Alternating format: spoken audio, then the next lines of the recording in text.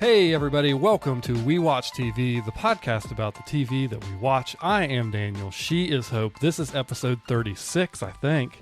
You really need to start remembering what our own It's 36. I know it's 36. Or 37. I think it's 36, but now I'm going Or to 38. verify.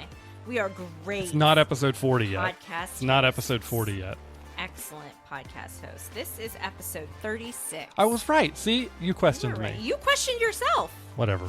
On that note, big news Big today, news. as of this recording, that is going on with the right. We talked about the strike. Now, the actors, they are still striking at Yes. this time. But it appears that we have reached an end and an agreement with the writer's strike. Yes, the terms have been... The two sides that are mediating seem to have come to terms. I think the union technically has to vote on those terms tomorrow, which would be the day Yes. this podcast actually Yes. airs. The WGA Writers Union leadership has recommended voting yes on the deal. So for all intents It's and looking purposes, good for, like, the the strike first is over. time. Yes. Like, it's looking good. After 140 some odd days. It's been a long time. Yeah, it's been a long time because they went on strike before the actors went on strike. They've been on strike, since like May? Yeah. Now get the actors to get a good deal. Yes. And then let's get Star Trek Strange New World season 3 going stat, because I need it. And you know what the strike ruined? Oh, God. NSYNC. So NSYNC, we all know we're getting the new song. I think Better millennials Place. ruined NSYNC. Excuse me. What? Nothing. What did you say ruined NSYNC? Millennials. Millennials? How did millennials ruin? We made NSYNC what they are. By doing nothing but talk about it since July. You are just the part of, if you weren't married to me, you wouldn't be getting any of this inside NSYNC TikTok stuff. But anyway, we were saying that supposed like to it's a get, bad can I thing? please talk? Yep. Go ahead. You are ruining NSYNC with all this incessant chatter. We know we're getting the Better Place song, which is for the Trolls soundtrack. We were supposed to get a performance, they confirmed it, of them actually singing the new song, but because of the strike, since it's a part of a movie and that counts as a promotion, they weren't allowed to do that. Did you guys ever stop to think for one moment the name of the movie that they're making a song for? And- Trolls? No. And think that maybe... Because we're going to get what we want. This is all phases and the NSYNC rollout. We are dedicated fans. Are they singing at I've the Super Bowl? always been NSYNC. No, they should have been, though. No, you want to know how little people care about... It was like a week ago, you were like, I oh, said they're it's definitely... a possibility. I never said definite. But I do think they're definitely going to have a reunion tour, if not in 2024 and 2025. And you know how little people cared about the Super Bowl announcement, which, no, I am excited to see Usher. Lots of great hits over the years. But you know how little people cared about that? The fact that all everybody wanted to talk about was Taylor Swift at the Chiefs game. Right. Which that's another thing that I've been on watch. Taylor Travis Kelce watch since even when she was allegedly seeing somebody else over the summer during her tour. He shot his shot, and you know what? Good for him.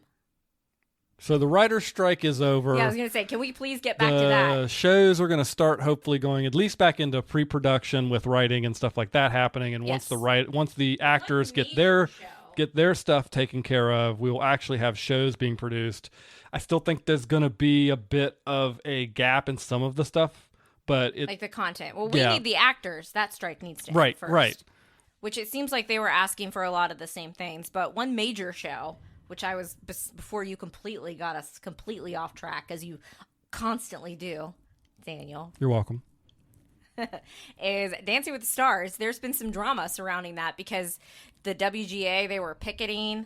They were going to picket the premiere. Three of the main actors on that show are both had WGA and SAG alliances. One of them, Matt Walsh, not Matt Walsh, like there's some conservative guy named Matt Walsh. This is the Matt Walsh. He's had a lot of bit roles, but I think now he's had a bigger part on the show Veep.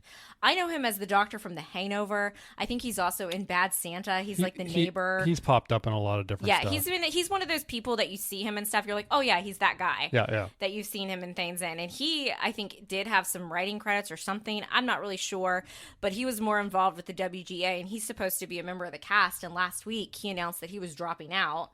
We weren't sure how it was going to go on. SAG, they put out a statement and said that, their actors are allowed to do it. And in fact, they need to honor their contracts to do the show. So we were all wondering, is Dancing with the Stars going to premiere, which as of the day of this recording on Tuesday should be the premiere, and ABC on Monday, which is when we are talking, That's correct. It's Monday. Yes, it's Monday.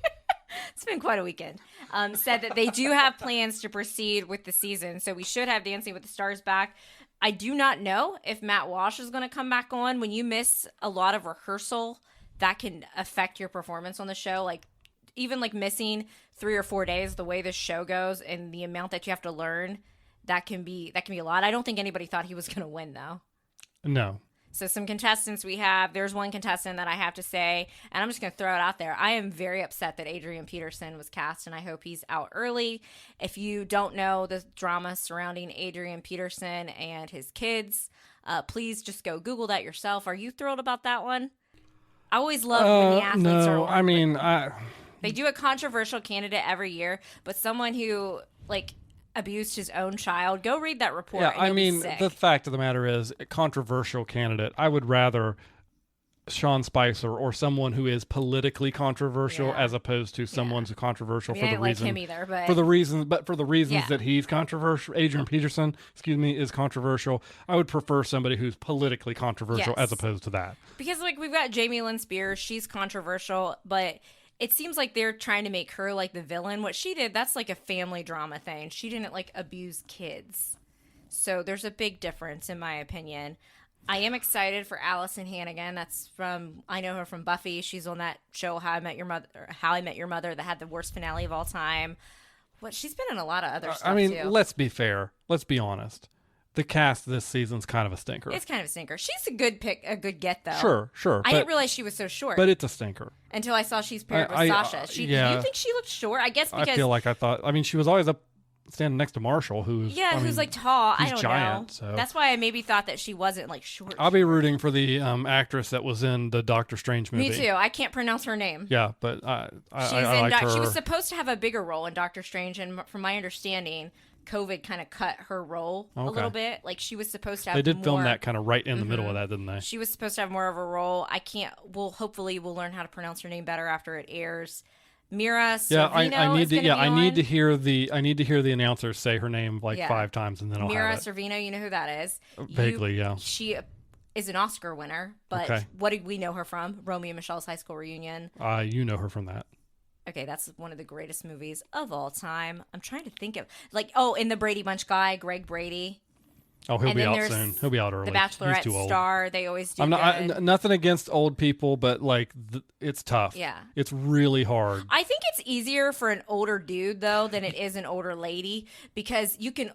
When you're the female, and you're you can the dance pro, around him a little bit. You can kind of dance him around him a little bit, and he does look like he stayed in relatively good shape. But anyway, I hope he proves me wrong, but it just generally is the trend. I agree with you. The cast's not the best, but sometimes part of the fun of the show is when you get to see a cast like this and you don't know the people so well and you get to know them. And I know. There have been plenty of times where people that I had Iman, the year he won. I didn't know who he was. I didn't really know anything about him, and he did not look like this typical kind of person that could go on and do well on that show. And not only did he do well on the show, but I really came out of it liking him as a person. Sure. I'm willing to give him a break. It's just, I don't know, every season they've usually got at least one or two people that I'm and the girl from Doctor excited to see there. The girl from Doctor Strange is going to be paired with Val, and she's still a teenager, I'm pretty sure. Oh, really? Or just very young. Yeah. And I think that'll be a good pairing because when he was paired with Zendaya, who just blew up after she was on Dancing with the Stars, Zendaya was only 17, and that brought out a different side of Val's choreography because Val typically has to rely on the sexy stuff, and he's not going to be able to do that again. Okay. And I think that'll be good. So moving on from Dancing with the Stars, I'm going to go ahead and talk about them since we just did in terms of the strike. We also watched Hot Ones, which is a show on YouTube where they interview celebrities while they eat wings. Really grown quite tremendously over the past I just want to say I've been there since the very beginning. He's been an OG. I've watched episodes on and off. The first episode I ever watched was with Adam Rippon from the Olympics. Yeah. And I remember thinking, what's the big deal? Because Adam took that like a champ and literally didn't even seem phased by it. And then I think I watched another one with, I don't remember what actor. I think I actually watched the one with Shaq. Oh, yeah. That was a good one. That was a good one. Yeah. So we had NSYNC on there because, again, we aren't getting our performance, but this totally just another step in what they're doing. They're back together. We're getting better place. Plus, you didn't tell everybody the best part. What is the best part? We ordered wings to go along with. We did.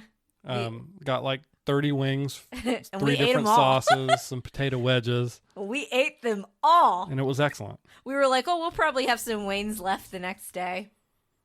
No. We didn't. I was a little disappointed, though, because I usually, when I order wings, I get enough to have lunch the next day. So me being an NSYNC super fan, I kind of knew the answers to all the questions. We did get how the "It's Gonna Be May." We did get how that all came about to be. Like, what was that thing. again? The pronunciation, the "It's Gonna Be May." Oh, do you want to sing again on the podcast? I do not. No, thank you. Do your best. It's gonna be May. No. Which member of NSYNC is your favorite? Now you have to pick. Probably Joey. Joey. Yeah. I love Joey.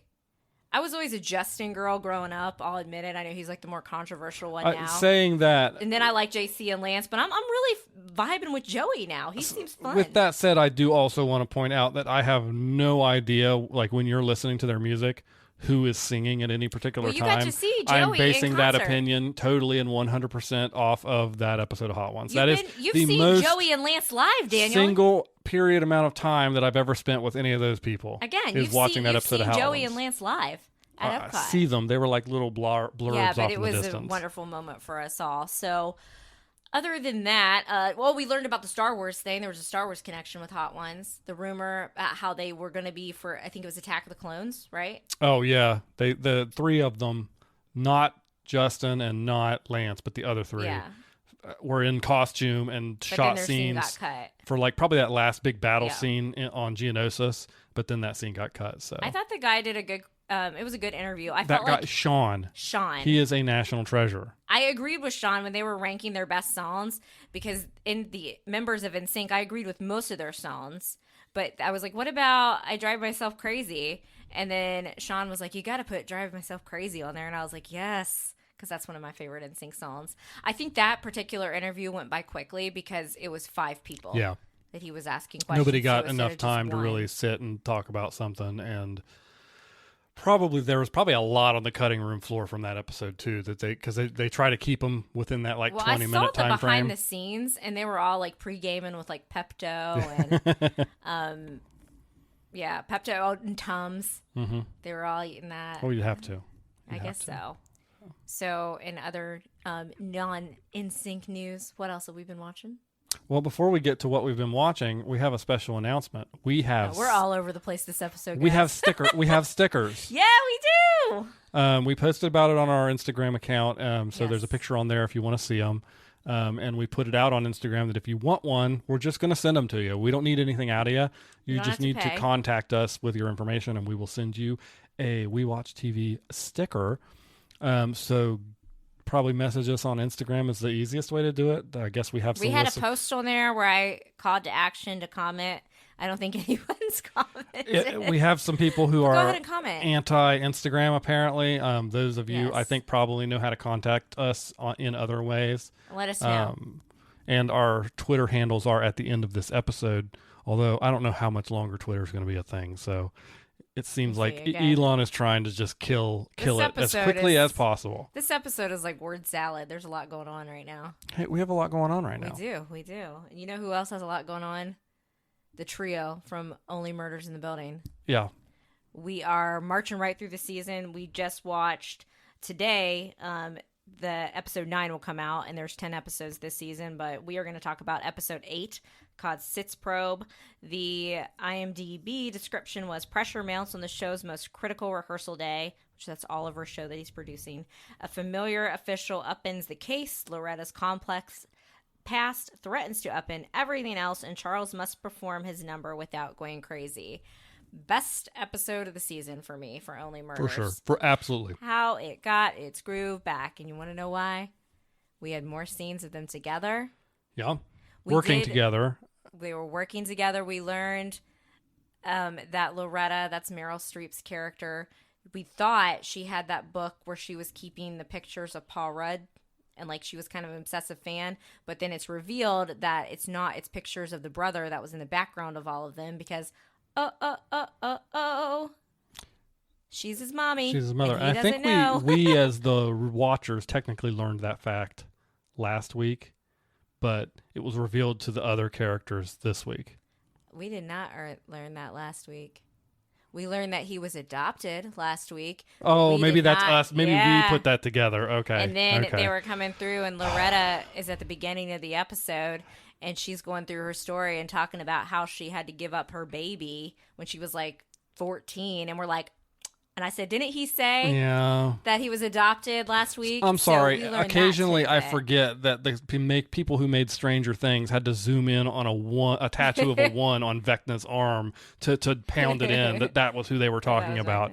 Talking about a I'm whole not other show. Completely unrelated. Sorry, unrelated. But yes, great episode. I now think there's 2 murders. Yeah, absolutely. Because we had Paul Rudd's character die, and then he Well, he came was back poisoned. to life. He was poisoned. And then he was thrown down the elevator shaft. And then he was thrown down the elevator shaft. Who do you... I no longer think Meryl Streep actually did it, because at the end of this episode, she confesses, because I believe that she thinks Dickie, that's his brother's name, right? Yes. Her son.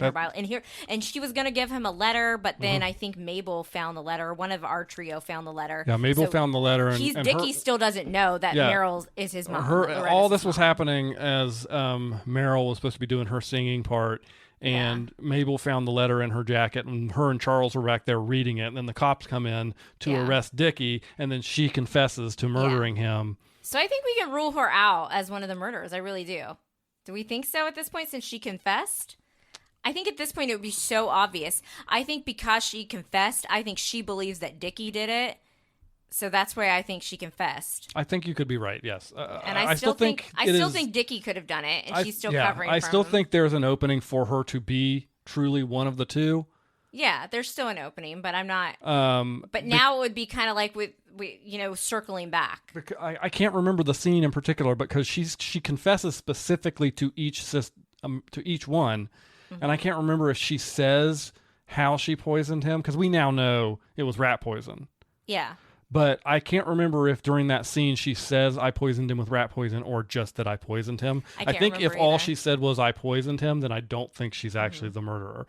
But if she says rat poison, then I think she could actually be the first of two. Yeah. I don't think it's either of them, though. Or if she did do it, maybe she thought that Dickie finished the job, so she's just going to go ahead and take credit for the whole shebang. Sure, that could be it as well. I still think that... Okay, Hannah's told me this guy's name a million times. Jackson Avery, is it Toblerone?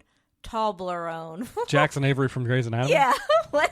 We're just not going to say his name. I can just hear her screaming through her headphones at us right now. Charles Hayden Savage called him Toblerone Bar. It's like Tobert. It's like Tolbert. Yeah, I think it's Tolbert. It's a dumb name, so I'm not going to... I'm sus on him, and he was texting with Mabel in the last episode. I don't know. I feel like that could almost be a reach, but then this show definitely pulled the whole adoption thing out of the rear end this past episode. They did, yes. So, but it was the best episode. Oh, and then of course, Oliver, he's had that heart issue, which he's kept secret from Mabel and Charles. So and he ends the episode having a heart attack. Yeah, when Loretta turns herself in, you see it ends in with him having a heart attack. We know that Mabel's living with Theo now.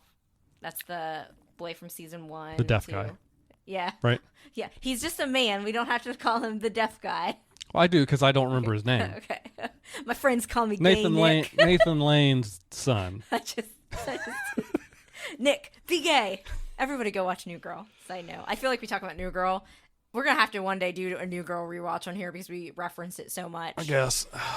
The episode description for... Are you sighing there? Are you all right there? Yeah, I'm good. Okay, maybe you'll edit that out. No. I just hear a... So, episode 9 description, which airs tonight, says, having amassed a plethora of clues, suspects, and theories, but no concrete answers about Ben's murder. Ben, Paul Rudd's character. The trio devised a peculiar method of recreating the final moments of his life. So I'm hopeful that we're going to like this one too, because when that trio's back together, that's where the gold is. Yeah, I agree. Everything works well. This was a good episode. I think the episode before this one was good. Oh, and which of the Pickway triplets did Oh, it? yeah. I just want to keep singing the song that Steve Martin, Charles Hayden Savage Steve sings. Martin, and The more cop than was back. Just the cop was back That you were from complaining seasons about 1 and earlier. 2. More importantly than it's an earworm.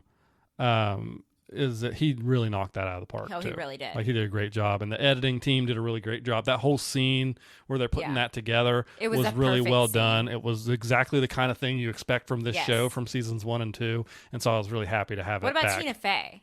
Her character showed up a little bit with her new personality and her blonde hair, trying to get Mabel to do stuff. Do we think she still could be involved in some shenanigans? I feel like we're going to see her again. They're not just going to sprinkle her in those 2 episodes without having one more appearance from her. I just don't know how it'll fit. Maybe she had a contract for 3 seasons and they had to fit her in there somehow. But then it wouldn't even make sense. I don't know. It didn't seem... It so far, it has not seemed to have mattered one little bit. All put it together. So you're on board. We think 2 murderers. I think there's 2 murderers. I think there's one that did the poison, and there's one that did the pushing down the elevator shaft. Yeah. And I'm not sure that the 2 main people in the show atmosphere of Meryl Streep's character and Dickie, I'm not sure either of them are actually responsible. Yeah. So... I'm sure it'll all come together. They're always trying to, again... We'll have a lovely montage of it all coming together. It's a 10-episode season. They're not going to give us the killer in episode 7. No. They're not. They're not. Regardless... When we watched season 1, we both thought it was Theo until he got that episode, and we're like, oh, it's not Theo. We're going to be wrong. As soon as they do... They've gone to a depth on Meryl's character multiple times for her to be the murderer.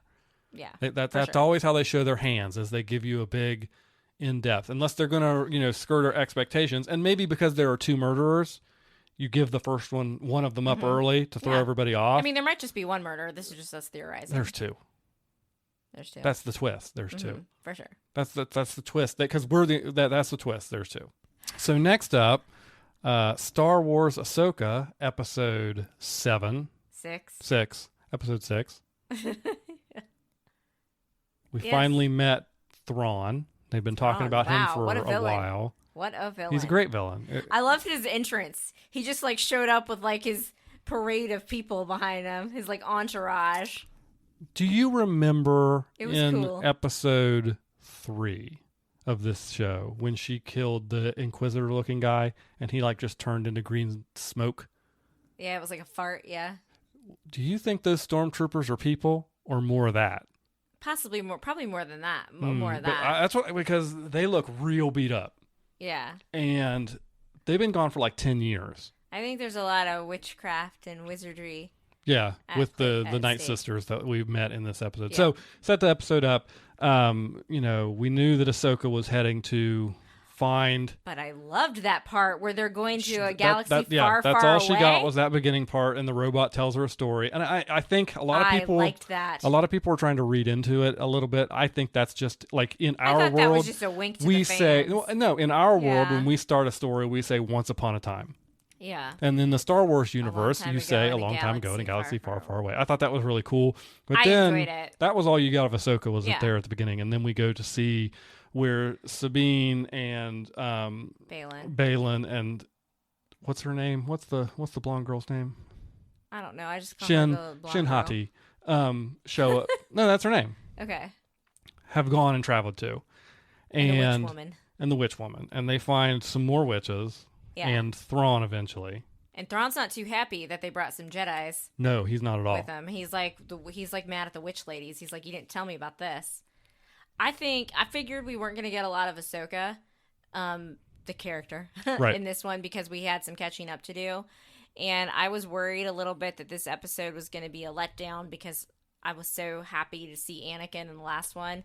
I wasn't let down at all. Would I love to see Anakin every episode? Of course. I'm an Anakin gal.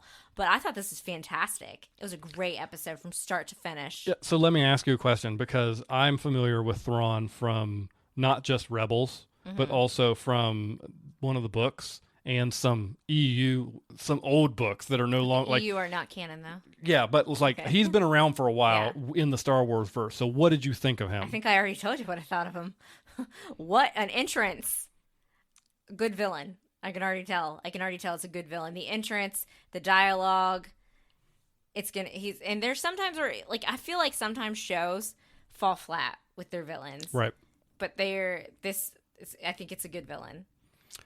I really again, the entrance. You can't beat that entrance. And then even his interactions with Sabine, and he's like, you can go find Ezra and then I'll, I won't. What he say? I'll let you go find Ezra, but I'm gonna leave you here. Yeah, And you're then stuck basically here. they're like, well, what are you gonna do if she finds him? And he's like, oh, we're gonna try to kill her. Yeah. Like basically, like, and Ezra. Speaking of, we finally get to see Ezra. Yep, he's alive. Seaman is peppy and positive. We're living with those little rock turtle people. Yeah, I'm worried about that. He seems like he's in a really good mood. I'm worried about that. You're worried about that? Yeah. Is that not his normal character? No, that is. After 10 years of being stuck in this place, I'm worried that something else is going on. He's basically was like, oh, it took you long enough to Sabine. And then he's like, so how are we getting home? And she's like, let's talk about that later. Because at this point, Sabine thinks she's just going to be stuck with Ezra anyway. Yeah. That was a nice moment where they hugged. Me looking at that objectively, I see sibling vibes, but then somebody put like romantic music with it and flashbacks and made like a whole video on TikTok, and I'm like, oh, I could ship it if it was if it was like this. I don't know. When I first watched Rebels in season 1, I do remember thinking Ezra had a crush on her, but then from my understanding, that just like stopped, fizzled out. They both kind of grew up and they were siblings. Yeah. So what are they romantic? Not? Would you be okay with it if they were? I think I would be okay with it either way. Like, I wouldn't be offended by it in any way. It's not like an Anakin Ahsoka thing where I would just literally throw myself off of a building if they decided to do something like that. No one ships that. But definitely in the Rebels, it was more of a he kind of had a crush on her at the beginning, and then by the time the show ended, it was not in any way romantic. I feel more heat with Sabine and what's her name, Shin? Yeah, Shin. The blonde girl. So maybe that's just me reading into things. I don't know. But yeah, when I saw that video, I was like, okay, I could be on board with either way if they stay friends. But so you're worried about Ezra. I thought he'd be a little more. Yeah, I'm worried about him. Well, because I'm worried about him because of what Balin's up to. Oh, so, yeah, Balin seems like he wants to like erase history. We got some background on his motivation this episode, and he's after something that he thinks is here. Do you miss being a Jedi? I miss the idea. That's been a great meme on TikTok. Really I've loved it every time it's come on. He's such a great character. He really is. But it doesn't seem like he's there to like. He almost wants to like undo time or break something. A cycle or something. There's some kind of mythical stuff. And you think that's going to connect to Ezra being all Ezra's been stuck on that planet for 10 years.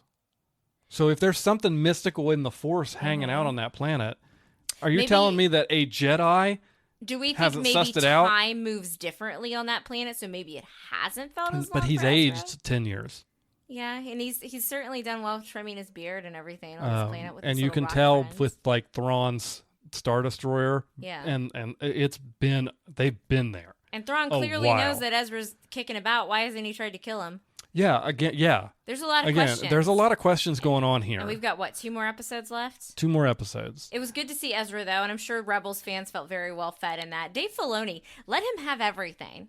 I'm going to make a statement, and Daniel's going to make tomorrow a night, this episode, when this episode drops that we are recording currently, like, we're going to find out this evening in real time, whether I'm right or wrong. I don't think Thrawn is the villain of this season. Who do you think is? Whatever Balin's after. Yeah. I don't think that there is enough time. Are we confirmed for a season 2? I know we are not. Okay. We are confirmed for a movie. Ooh.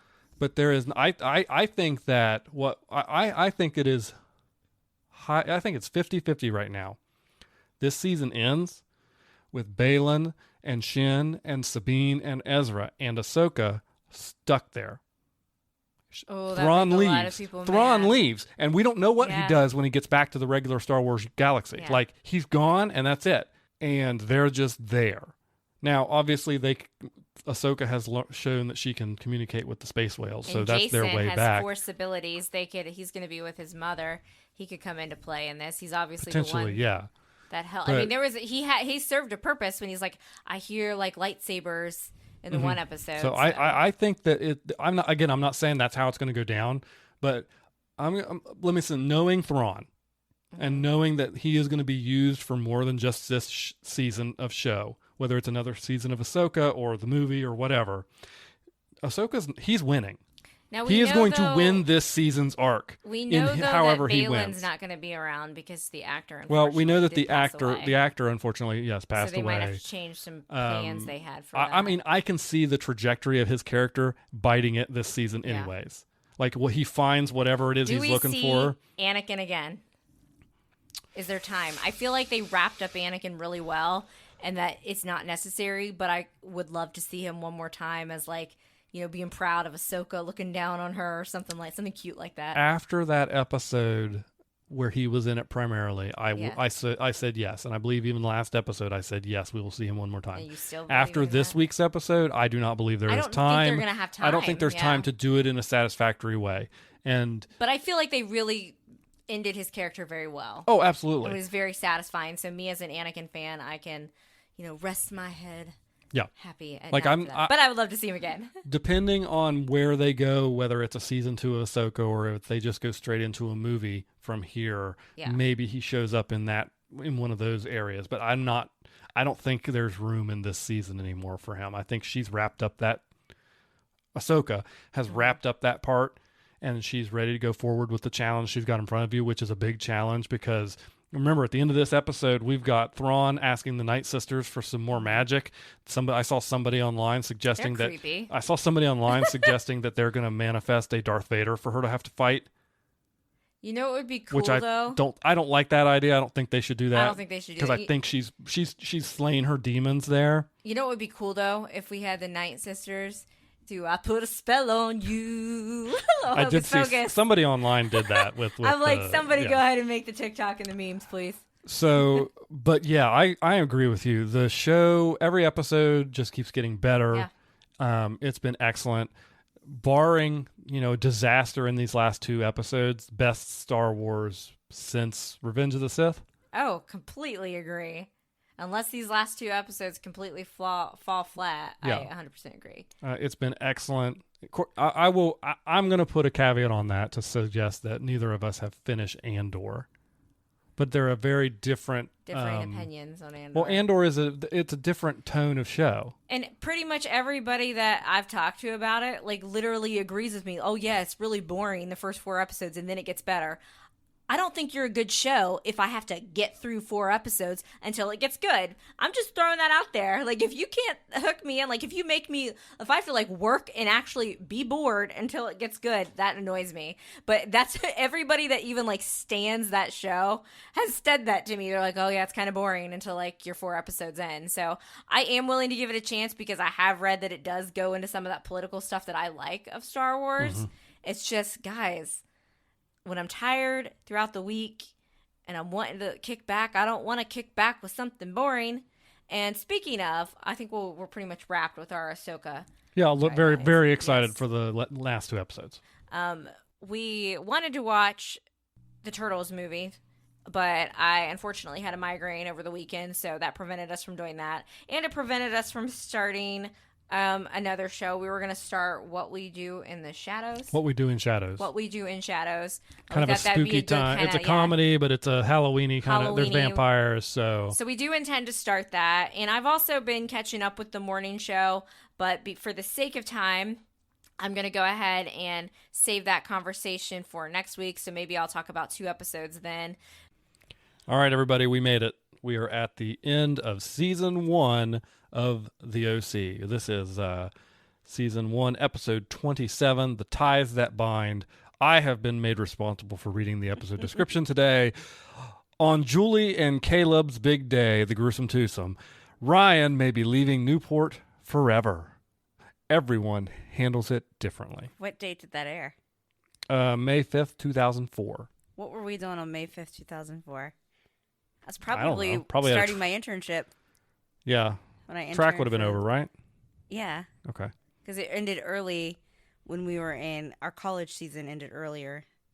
I always have so much trouble like remembering dates and stuff and like where we were and doing stuff. What were you doing? I was probably asleep. Probably. Bummed around campus that summer. I guess. So made it to the finale. We're going to continue the rewatch. Don't you worry. We're going to be covering all the seasons. But I need to get in one more, and I want Daniel to join me. Ready?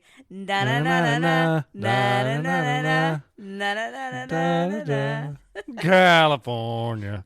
This is like episode 3 you singing in a row. So, you said that was episode 27?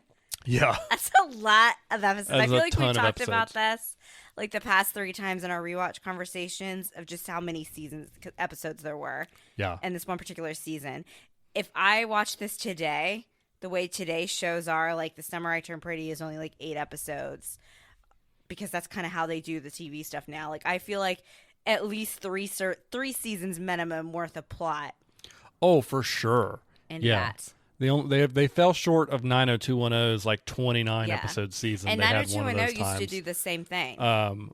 But yeah, it's an insane amount of stuff that they crammed into this season 1. Like 90210, especially like the early years, they did kind of the same thing that the OC did, was they aired that summer set of episodes. Yeah. And I think that's a good tactic, because you don't really notice it now. We're going to age ourselves again. Back in my day. Back in the day, they used to have, like, summer was basically like the dead zone for TV. Even like our TGIF shows that I loved as a kid. They didn't have, I mean, they would have reruns. It was called the rerun season. And then that's where shows, I feel like Survivor, don't quote me on this, but I do feel like, didn't Survivor get popular over the summer? I don't remember. Maybe not. I don't know. Maybe I'm making that fact up. Someone needs to look that up. But that was what it was, because you didn't get new episodes of shows till fall. And then occasionally you would have like a summer type show. And 90210, when they got really popular, because the first season of 90210 wasn't very popular. And then season 2 got a little more popular, and then they did those summer episodes between it was actually between season 1 and 2, and then the summer episodes between season 2 and 3, the Summer of Deception. So the show had already kind of blown up before season 2 with those summer episodes, and then the other crazy ones with, the infamous love triangle. Back in the day when we all didn't just sit around and rot on the couch. And we weren't really watching. I mean, I watched 90210 live sometimes, but I was like, I think like 6 when it was you airing. were younger. But like I do have the DVDs, and I remember watching that in syndication and their summer episodes. But the OC, because someone had just posted the other day, One Tree Hill, which was like kind of the OC counterpart, that their premiere date was like late in September. I think it was just a couple days ago at the time of this recording. And the OC, they did that early August and gave us that summer set. So I'm not sure season 2 is going to have as many episodes, but I bet it's still over 20, because that was what they did back then. Yeah. I mean, most shows had over 20, so. The finale, speaking of, let's talk a little bit about the finale first. Well, that's what we're here to do. And then we're going to give our overall thoughts on season 1 as a whole. Gotcha. Finale, one word, description. I'll go first, then you go. Depressing. Melancholy, for sure. Yeah. It did not, like, the OC, one of my favorite things about the OC is its ability to, now I know season 3, it's not going to be this way from my memories of watching that, in yesteryear, but its ability to still have serious tones, but with a good balance of humor. And it was just really hard to find the humor in this one. Everything was going to crap. Everybody was sad. Everybody was depressed. And it was just, it really, like, you felt so much for all of the characters. So that's why I say depressed. I feel like melancholy is kind of the same, kind of a bummer. Do we know, do we know if they were greenlit for a season 2? Oh, I'm sure they were. Because that was Absolutely. that would have been a very bold way to end a show, not knowing whether you were getting season 2 or not. I feel like the OC at like the time was, especially the first, like, One Tree Hill ended up being, like, I think ultimately the bigger show. And I always compare them because they were out at the same time. They were right in like our generation of teen shows. So that's why I constantly use the comparison. The OC like blew up. It was huge in pop culture. I mean, and you can tell as it got more popular, like the one episode, the LA, where like Paris Hilton, and say what you want, you'd be like, Paris Hilton. Guys, back in like 2003 through like 2005, even 2006, just Paris Hilton was huge. Like, that's hot. She was. Our first fight as a couple was about Paris Hilton. Involved Paris Hilton. Our first argument we ever had. Very similar to Seth and Summer arguing, because she played herself, arguing about Paris Hilton in the episode. Ah, memories. I do love me some Paris Hilton music, though. I'm sorry. Stars Are Blind is a bop. I have no memory of that. It's a great song. We obviously weren't arguing over her music. No. I can't even.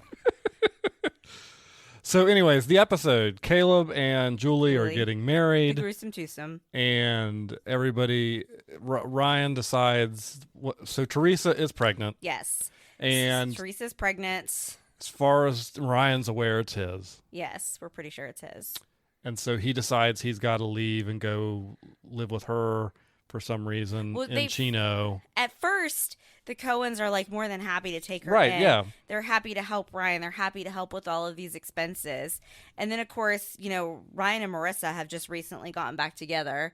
And Marissa, this is like, they're basically, Ryan and Marissa are having a very sadder version and high school version of Ross and Rachel on a break. Marissa's like, he's like, well, we were broken up. And she's like, yeah, for like 2 seconds. So I guess teenage boys are going to do what teenage boys do, right? Sure. They really hooked up. Yeah.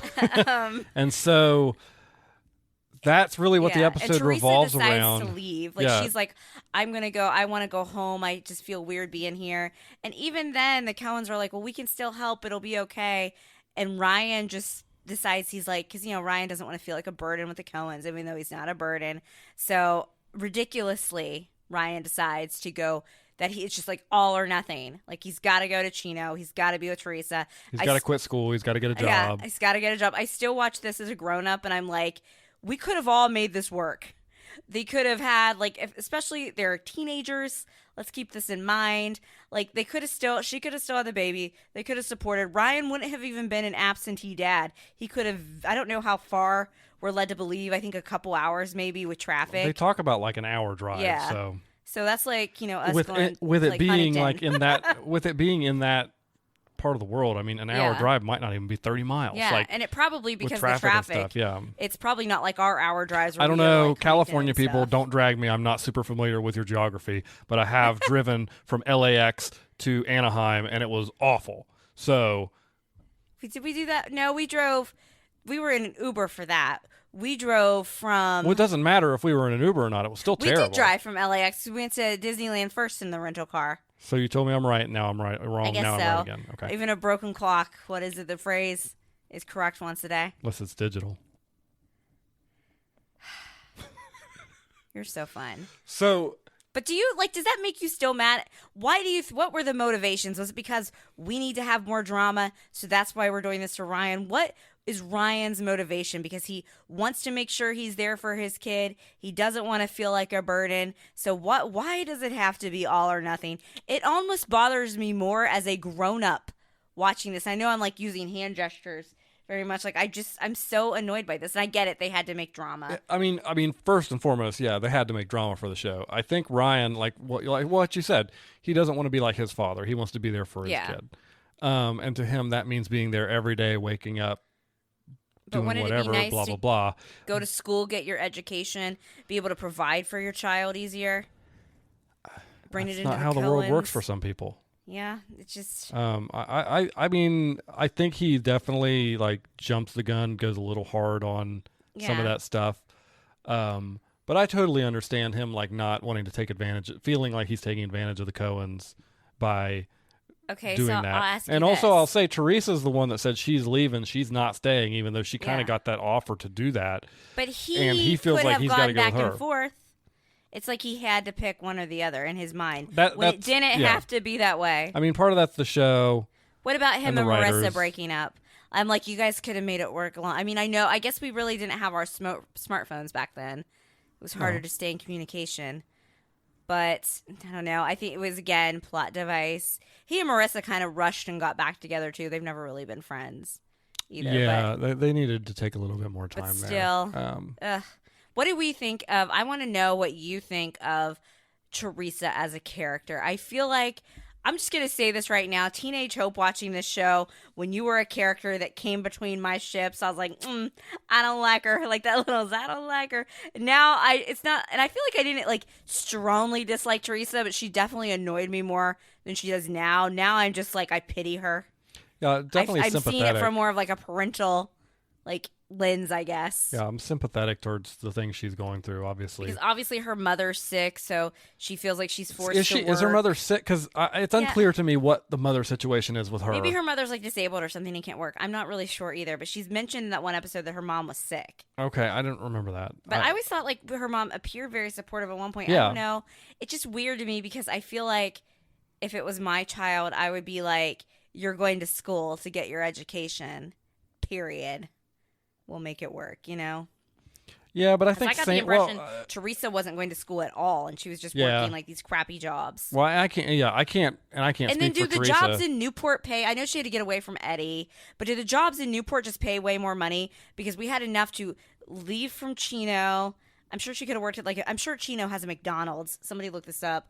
And to go stay and work In-N-Out. at like a place in Newport and stay at the Mermaid Hotel, like the seedy hotel that everyone hangs out with. I'm going to go out on a limb and suggest that the writers of the show had never been to a place like Chino before. I don't know. What did we say? We're like, Chino looks like just towns around here. I don't know. Okay, so that's pretty sad and heartbreaking. So we also had a moment with Kirsten and Teresa that I kind of forgotten existed, where it's obvious to me that because there was debate if Teresa was going to keep the baby or not. Right. It's obvious to me that Kirsten had an abortion. Can I say that? Yeah. We won't get like flagged or anything. Okay. So it's clearly, and it seems to, they didn't come right out and say it, but wouldn't it have been Jimmy's?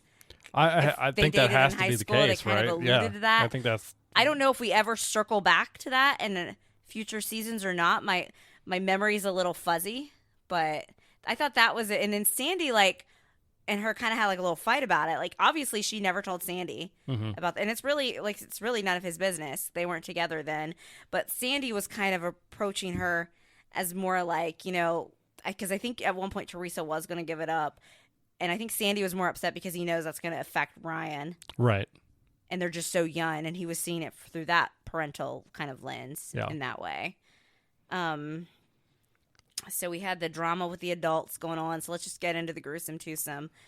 Is this where Caleb? We start to find out that some stuff's going on with Caleb in the finale. Yeah, right? we His find out that finances. Caleb has basically been being investigated by the DA's office and has been for a while, and things Yeah. are starting to move. Do we think so? They never really come out and say it. Do we think that's why he was so? I can't imagine he likes Julie that much. So insistent on marrying Julie, to blackmail a teenager to get Marissa to live in their castle, which I don't even think that house looks cute.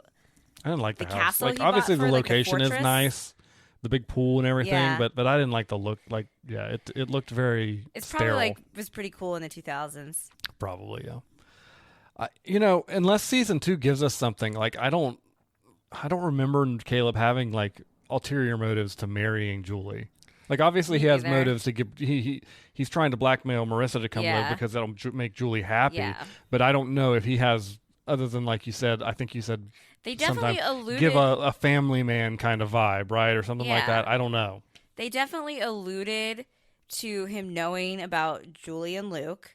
Because when Marissa Yeah. was like, I know, and that was a previous episode, they alluded to all of that.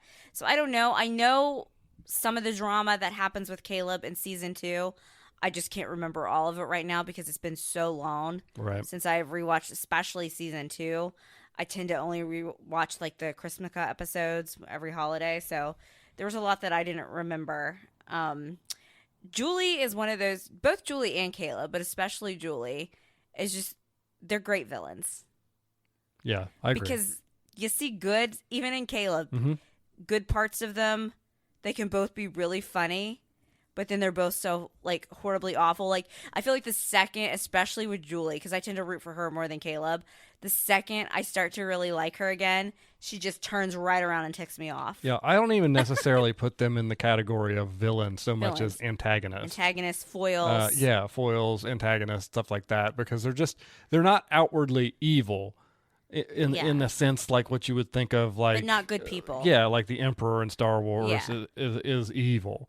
But they're not good people. They're selfish people. They're narcissistic people. Yes. They take advantage of other people and prey upon them. But And they Julie's definitely just have blissfully unaware. Yeah, she seems to be. half She the seems to time. be. She seems to think that she's Caitlin's best friend. Kirsten. I'm sorry. Caitlin is the daughter. Kirsten. Oh, Very why? similar Oh, why? names. Why they name him like that? That's Kirsten, all it's a annoying. situation of, I'm your best friend, but you're not my best friend.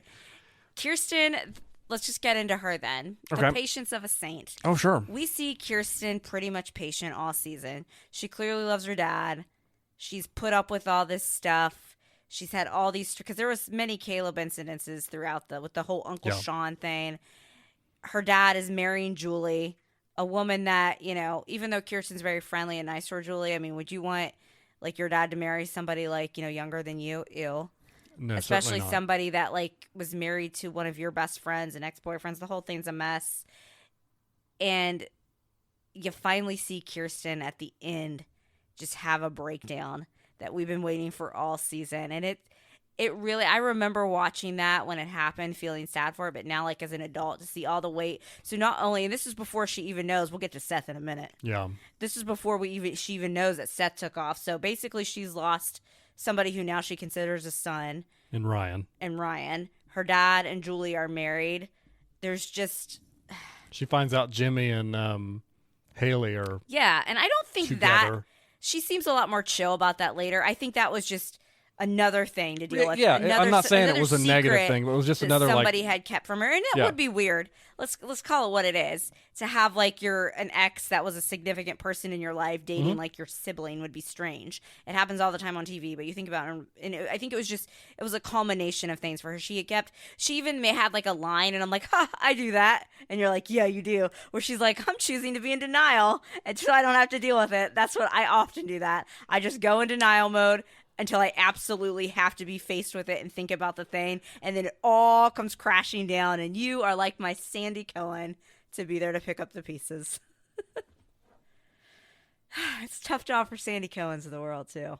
It certainly is. So what what were you feeling in that moment with the two of them? It's just... Watching it as an adult now, I feel like almost more for the adult problems, too. It's interesting to watch it. Because we were young adults when I did not watch this when it was coming out on TV. I was watched like literally 18 when we were married. Early married. Yeah, but I made you. I didn't make you, but I suggested. I was like, I think you'll like it. And so between then, it's probably been 14 or 15 years since we watched it. Yeah, it's been a while. And now you sympathize a lot more with the parents. I look forward to their storylines a lot more than I cared about. I didn't even remember half the parent storylines. Yeah. Like I remember the meatloaf for some reason. Yeah, probably because you like meatloaf. Before we talk about the season as a whole, though, we got to get the big one. The person who maybe took it the worst, Ryan leaving. Yes. And that's Seth Cohen. Seth Cohen. And I tell you, when I watched this, as it originally aired, Seth and Summer are two of my favorites. And their relationship really will continue to grow and progress over the series. But I even love them, and I just love them, okay? I loved Seth. I've noticed more in my rewatch that Seth's a little more narcissistic at times than I remember. And it's probably because when I was watching it at the time, I was seeing it, the guys as a teenager, and I'm like, he's Seth. But I was so mad at Seth. I'm still a little mad at Seth. He could have handled it better. But now I'm seeing it as I see a kid that didn't have any friends, was bullied, not even like bullied, but really just ignored, and didn't really have that purpose. Seeing the guy that comes in, was his friend right away, really made him feel accepted, and like, how Anna Confidence Cohen helped him, also was somebody that helped him get confidence, and he has this great new life, this great friend. He has a friend group now because Marissa and him lived together all their lives, never friends. You consider them friends now. He's finally with Summer, somebody he literally idolized, but now he really knows Summer, and they're together, I think he freaked out because with Ryan leaving, it was all about to be taken away. Mm-hmm. I've never really felt that sense of loneliness like Seth does, but I was able to see that. I'm still a little mad at him because I still think he could have handled it better, but I have to remind myself he's a teenager. And it kind of broke my heart more this round. Now you told me that you kind of have felt before the way Seth felt. So kind of explain that a little bit. Oh, absolutely. I mean, it is a known fact that I'm not a person with a ton of a large circle of friends that I hang out with on a regular basis. I definitely experienced some of the things that Seth experienced at his school. In my high school experience, I think we've had conversations, you and I, before about like, why don't you want to go to your high school reunion, Daniel?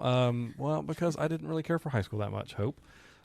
So, I definitely have had those experiences. I think, and Seth, of course, is a fictional person. I was able to blend in as the years. I mean, I think I think I explained to you the reason why I watch football was so that I could find a common ground with people.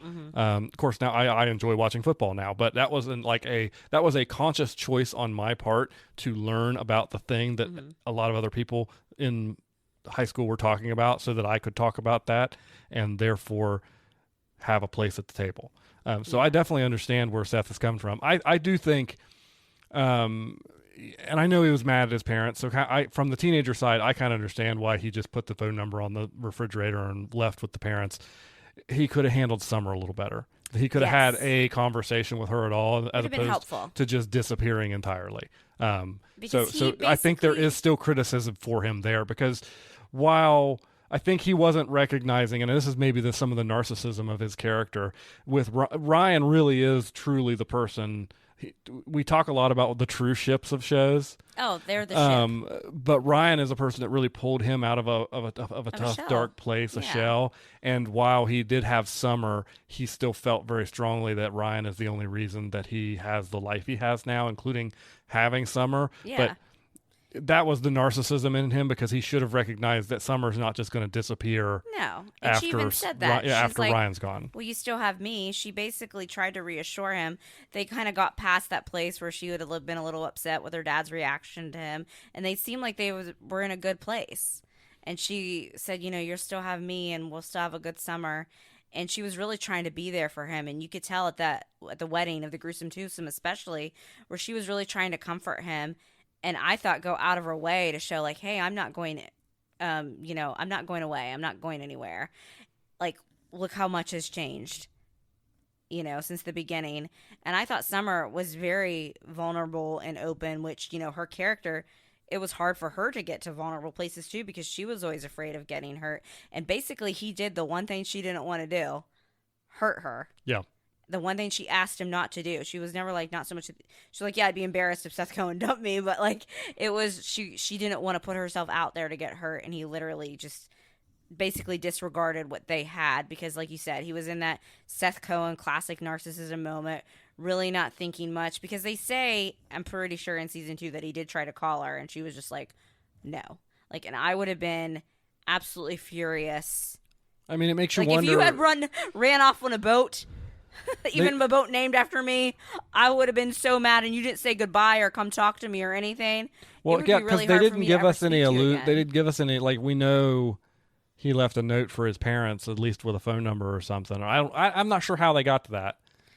I guess that's season 2 stuff. That's some season 2 stuff. Wink, we'll wink, everybody. Into. We've maybe already watched a little bit of that. So it was just really, we know he calls because in season 2 he mentions it, but it was just really not a great way to handle it. But he was also a teenager. That's his first relationship. Again, I was so mad at him when he did that, because I'm like, but Summer's there for you. You guys are like in a really good place right now, and you're just gonna throw it away. And I think he just assumed with Ryan not being there that he would go back to like kind of being ignored. And I'm sure the type of school and the type of people that Seth were around, it's even different than like our high school experiences. Sure. These are pretty rich elite neighborhood. A lot of money. People act different with money, and he just probably felt like he never really fit in. Yep. And I think he was just worried that without Ryan, he was just going to lose everything. And he just, like you said, that classic narcissism, and he did not handle Summer well, and it really broke my heart. And so we get that final shot of him sailing off into the Pacific Ocean, and then the season closes. And so, well, we haven't even talked about Marissa yet, though. Oh yeah, I guess not. There's so much stuff in this episode. So much stuff. So we're at the wedding. They play that beautiful cover of Amazed. I think the Beatles originally sang that song, and it's the Gem cover. That I still listen to that cover of that song to this day. So it's like a beautiful song. Sad, tragic moment. So we have the Gruesome Twosome dancing.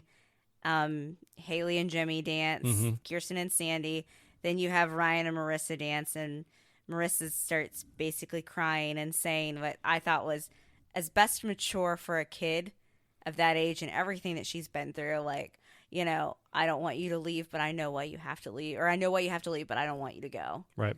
And for me, knowing what happens to the fate of that character, Marissa Cooper, and how her character ultimately ends the series, I found it to be even more gut-wrenching the first time around, because Marissa Cooper is just a tragic character. A character who really does, she tried to even be there for Teresa. I feel like when I was younger watching this show, sometimes Marissa would annoy me more. And she definitely started, this first season, she was less annoying to me, but she does get a little annoying in season 2 and 3 because she just had issue after issue after issue. But I see it now more of she was almost like Ryan in a way with the savior complex and just, I mean, with the way all the stuff her mom's done alone and the mess of that. Do you blame the kid for having a lot of depression and some anxiety? Jimmy should have got her and went to Phoenix. Phoenix, absolutely. So just seeing them dance together in that scene and her breakdown like that of being like, I understand, but I don't want you to leave. And it just, man, because you know the fate of Marissa as well. Yes, I do. And it just hurts to see that. Before we got to also talk about, on a lighter note, I really like Haley and Jimmy as a couple. Obviously, I know they're not going to pan out because I'm pretty sure the actress is not going to be on the show anymore and went to do another show. But I don't remember them being so fun. Yeah, I agree. I like them. They had good chemistry. I like their build. I would have liked more of that. It's always interesting watching a show a second time, knowing the fates. Even if you don't remember a ton of it, but you still kind of remember Obviously, how it goes. I don't think they're in game. To be like, man, that would have been more. Could have been more. What could have been with that person sticking around? Like, what could have been if Anna was still on as like a special guest every couple episodes or something? I would have loved Anna and Luke to both stick around longer than they did. I think you could have told more stories. Yeah. So it is always interesting to think about that kind of stuff. Anything else in the finale specifically? Nothing what about from the that shot finale. at the end where Ryan's driving off? Yeah, they kind of mirrored the Marissa first time he saw her with that last Mm-hmm. time, and then you get Seth sailing off into the sunset. And that brings season 1 of the OC to a close. What overall thoughts? I'm going to say that season 1, now I know that we've talked about how much plot and everything is crammed into it, but just in terms of a show being pretty much enjoyable, entertaining, intriguing, where I like almost all the characters, even the antagonist, that when it comes to just comparing the first seasons of shows, is one of the best shows, season 1s of show I've ever seen. Not even just for me in the teen drama category. Like, obviously, I'm going to place it number 1, season 1 shows of the teen drama kind of genre. But in terms of just shows in general, one of my favorite, like, first opening seasons ever. Like, it was just that good to me. Like, there were so many episodes with so much heart, humor, that's how I feel. What about you? It's certainly like teen drama, which I don't have nearly as deep of a well to draw upon from you. Is an outstanding first season. It holds you, it keeps you to the story, even with as much story as is in there, but you're still interested in it all the time. It's always something new coming up. The characters are interesting. I'm a Sandy Cohen man for life. He's the best. A treasure. No one ever besmirch his name. So yeah, I thoroughly enjoyed it. I don't know that I don't rank stuff. I know you're bad at it. So give it the Daniel ranking. Good, fine, better than fine, pretty good, awesome, fantastic. It was pretty good. Pretty good. That is a really good rating from you. When it comes to thinking about some of your favorite episodes throughout the season, I did not ask you, so I'm going to ask you on the spot. I was thinking about that earlier today, and I don't remember the episode number, but I think my favorite episodes have changed. If you had asked me when I was younger, when I watched this show, cue Miley Cyrus, I used to be young, I would have told you it's the episode of the Hello Sunshine where Seth and Summer first get together, and then probably my second, and I still probably would say these two are up there. And then when he does the coffee cart confession and they play the Patrick Park song, because again, I love me some Seth and Summer, but my favorite episode is the one where we find out about Luke's dad. And yep, that's mine too. Yeah, yep. It was just 2003 gutsy moved on that, because it was just and you see we really have, there's so much as a society we are still failing at, but I do think we have come further and further in 20 years, the way we approach some of that stuff. At least some of us have. Like, I think, at least some of us have. And I do think that kind of Gen Z is more accepting. Yeah. No, that's and it was a good episode from just start to that's finish. the best episode of the season for me, start to finish. And the only negative I will give the whole show of the season is at the end of that episode, you've kind of established this Like nice group, and I wish that it would have stayed cohesive for a little bit longer. It did for a little bit. Than it did, because it kind of as we got to that point, and it was not very long before Luke was being taken advantage of by Julie. hanging out with Julie Cooper. But we did get a few episodes of them being friends, like him and Ryan were like the only ones to not was that trust before Oliver at first. that was still that was still before Oliver, so Oliver still shows up at that later at that point, so I get all that stuff that kind of breaks the group the up. Luke episode I think was right after the Thanksgiving episode. I could have used with the way this show goes and the pace that it goes, I could have used at least one episode stuck in there that was like the group being but fun we still group had together. that dynamic though, like I just said. I mean, Luke and Ryan, they were the two that were picking up on Oliver. Like Luke was like basically was the only one really to believe Ryan, like, hey. Yeah. But yeah, that episode in particular for me, the way they all rallied around him. At first, even Seth was like, good for him, because Luke bullied me like all my life. But then when Seth saw how serious it was that Luke and Ryan got beat up over it, that was kind of a wake-up call for him. Because again, Seth was being narcissistic, just thinking about, and and I do have to give it to Seth. If somebody had bullied you and was always a jerk to you relentlessly, would you have been so willing to be like, oh, I'm just going to be like your best friend now? No, of course not. But that, like you said, that group dynamic, the way what Sandy said at the end, the way he handled that situation, because again, treasure of a man. And then when they're like all coming together and Ryan's like, yeah, I'm still the kid from Chino. And Marissa's like, I'm the one that tried to like, kill myself in Tijuana. I'm Seth Cohen. Yep. It was a perfect scene. So that's my standout episode. Other than Sandy, do you have a standout character? No, What it's about of the Sandy. kids? Sandy's my Just man. Sandy? Sandy's So my man. Pick one of the kids. Which one? You just got to pick. I guess I got to go with Seth, as narcissistic as he is. I definitely have more parallels in my life to him. Ryan annoys me. You do have some Ryanisms, though. But maybe that's why he annoys me.